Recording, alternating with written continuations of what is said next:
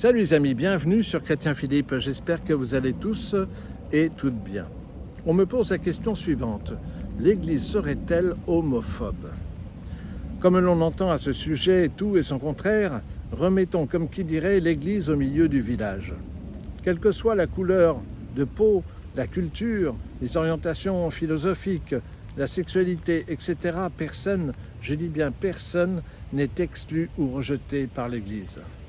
Le catéchisme de l'Église catholique, dans son article 23-58, précise « Les personnes homosexuelles doivent être accueillies avec respect, compassion et délicatesse. » Il existe deux types d'homosexualité. C'est de ceux qui sont attirés et éprouvent des sentiments pour une personne de même sexe, mais n'ont pas de relations sexuelles, et celles de ceux qui, tout en étant attirés, éprouvent des sentiments aussi pour une personne de même sexe, mais pratiquent l'acte sexuel qui découle de cette union. Contrairement à ce qui a été parfois diffusé, l'Église ne procède à aucun mariage ni bénédiction de couples homosexuels, seulement des personnes individuelles sous certaines conditions.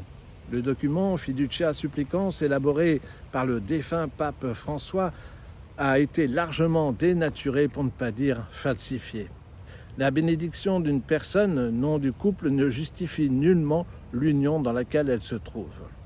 L'Église ne reconnaît comme mariage que l'union d'un homme et d'une femme, conformément à l'institution du mariage par Dieu dans le Jardin d'Éden. Genèse, chapitre 1, verset 28. Certains prétendent que rien dans les Écritures saintes ne s'oppose à l'acte sexuel homosexuel. Je leur suggère quelques références bibliques vérifiables.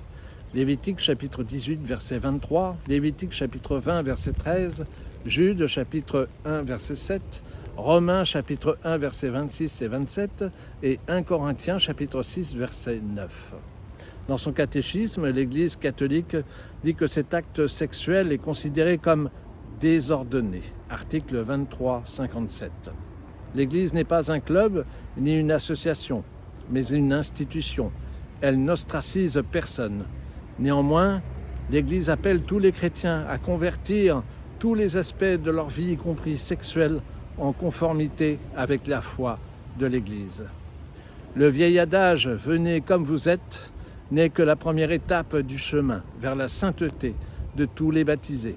Je vous laisse avec cette citation « Un saint est un pécheur qui continue d'espérer ». José Maria Escriva. Voilà, j'espère que ces quelques précisions sur l'accueil des homosexuels dans l'Église vous ont été profitables. N'hésitez pas à vous abonner, à partager cette vidéo, à me faire part de vos commentaires éventuels. Vous pouvez nous rejoindre sur notre page Facebook intitulée Chrétien Philippe. Et en attendant le plaisir de vous retrouver, je vous dis à bientôt et surtout, soyez bénis.